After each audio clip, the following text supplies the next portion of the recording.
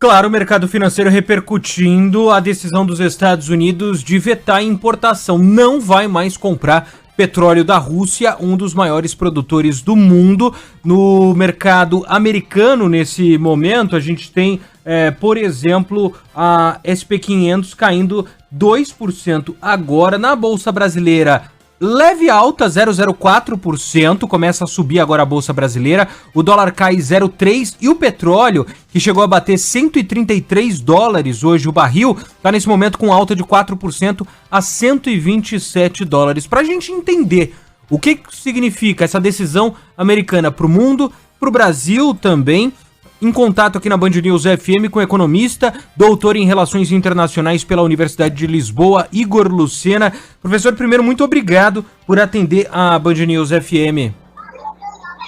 Olá, Sandro. Olá, Thaís. Mais uma vez é um prazer estar aqui.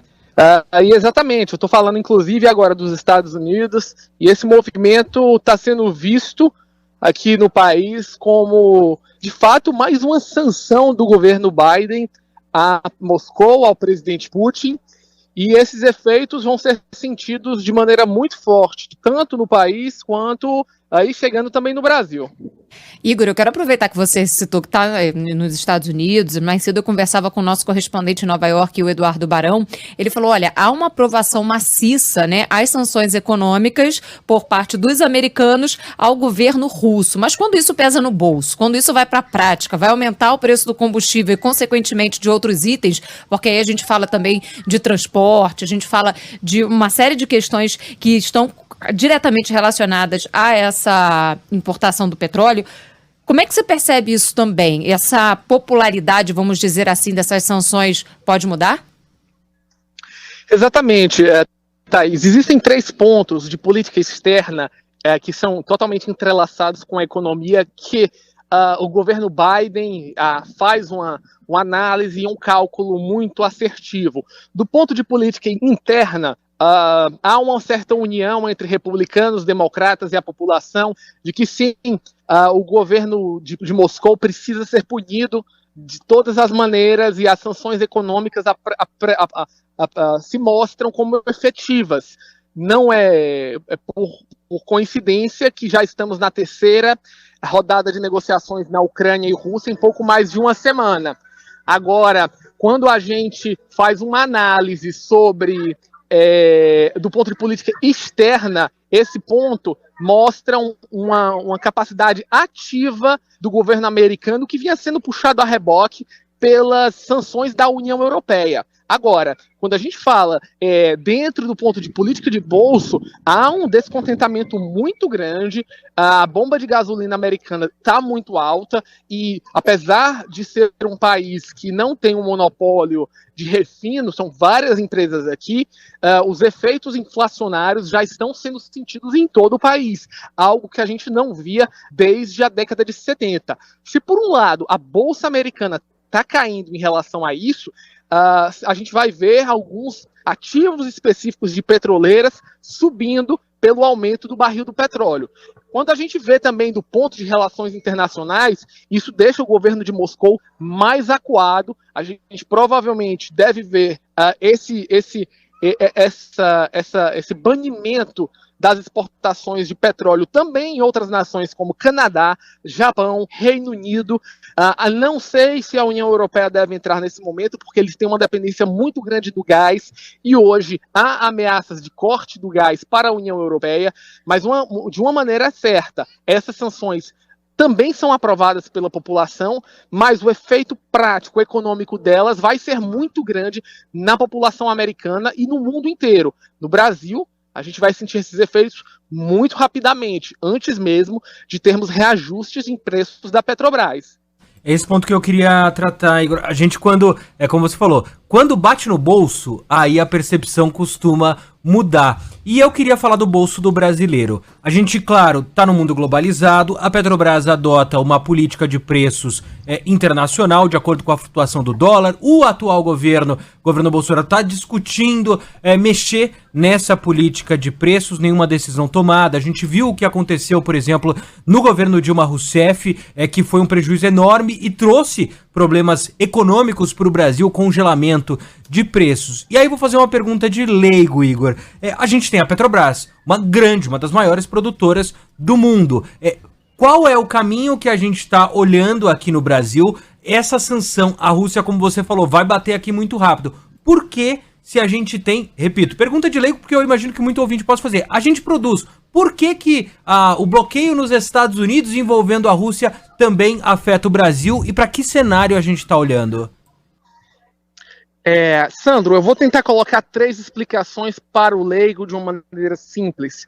Primeiro ponto, o Brasil ele tem uma autossuficiência na exploração de petróleo bruto. Nós temos hoje cerca de 35 empresas que de fato exploram petróleo no Brasil. Agora, o refino, a capacidade de transformar esse petróleo em gasolina e em diesel é basicamente dominado com mais de 85% das refinarias em nome da Petrobras. Isso faz com que poucas empresas investam no Brasil por um motivo muito simples. No passado, inclusive recente, a Petrobras vendeu gasolina abaixo do preço de custo. Se isso ocorre, o que de fato existe dentro do nosso país é um monopólio da Petrobras no refino. Então, quando o preço sobe internacionalmente, por causa da política de preços da Petrobras, basicamente ela decide para todos os brasileiros qual vai ser o preço da gasolina, o que é totalmente insensato hoje do nosso ponto de vista. Então, para a pessoa entender por que é que isso ocorre, por que a Rússia ser retirada do mercado de petróleo, o nosso preço aumenta, é uma questão de oferta e demanda. O nosso consumo mundial de petróleo são 100 milhões de barris por dia. Quando você retira a Rússia, você tem pelo menos uma retirada de 20 milhões, entre 15 e 20 milhões de barris dentro desse mercado. Se isso ocorre, você tem uma demanda mundial muito maior do que a oferta e o preço do barril de petróleo aumenta. Isso faz com que a Petrobras, por ter um monopólio do refino, aumente o preço da gasolina e impacte em toda a inflação brasileira. Isso é uma coisa que está ocorrendo de uma maneira corriqueira nos últimos anos. Agora, eu sou um economista bastante ortodoxo. Eu acho que as leis de mercado são importantes e prosperam do ponto de vista de economia, principalmente na Europa, nos Estados Unidos, no Japão, nos últimos 50 anos. Entretanto, o que nós estamos vendo com essas sanções são políticas heterodoxas, são políticas que nada têm a ver com oferta de mercado, que envolvem política, que envolvem relações entre países, disputas comerciais. E o que eu imagino que vai ocorrer, não só com a Petrobras, mas com outras empresas no mundo inteiro, vão ser políticas heterodoxas. Então, eu não imagino congelamento de preços temporários e outros tipos de políticas que nós vimos no passado. Agora, é importante a gente salientar, estamos vivendo tempos completamente diferentes, onde os governos estão utilizando sua caneta para mudar o preço de barris de petróleo. Então é muito difícil a gente prever o que vai acontecer. Mas, de fato, o custo do petróleo e o do barril vai subir nas próximas semanas. Tem 2 aspectos, Igor, que eu queria que você falasse para a gente rapidamente, até por uma questão de tempo, mas eu acho que são fundamentais. O governo russo já falando dessa possibilidade do barril de petróleo chegar a $300 e, ao mesmo tempo, a gente vê o pragmatismo falando muito alto e rapidamente no que diz respeito a uma posição americana, porque num momento em que é necessário, as ligações e as questões comerciais foram colocadas acima das questões diplomáticas, no caso, por exemplo, da Venezuela, em que as relações voltaram a ser discutidas agora, depois de muito tempo de sanções. Negócios à parte, né? Negócios à parte. A gente tem um panorama muito parecido também se desenhando no que diz respeito à Arábia Saudita. Então, o pragmatismo, ele vai falar mais alto, né? Exatamente.